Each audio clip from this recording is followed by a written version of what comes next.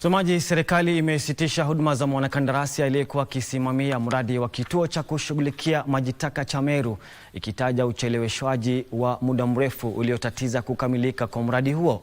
Hatua hii imechukuliwa baada ya mradi huo kukumbwa na changamoto za mara kwa mara, zikiwemo maandamano ya wakazi wa Ruanyange na mafuriko yaliyosababisha uharibifu wa miundombinu mara kadhaa.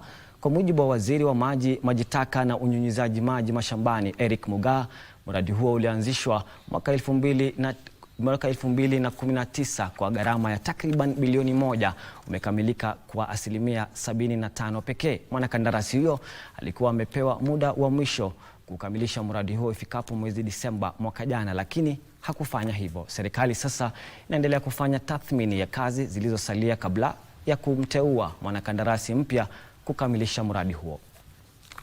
Mimi niko katika hii kazi mwaka moja. Nimesukuma, nimepanda, contractor asongi. Sewerage imetusumbua. Contractor anafanya kazi pole pole.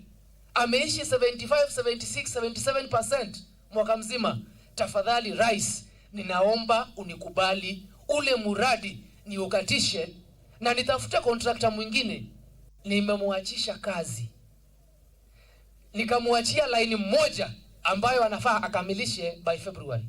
Hiyo kazi nyingine yote niko katika repackaging, niishikanishe vizuri, tutafute contractor mzuri amaliza kazi yetu ya Meru wapi? Sewerage.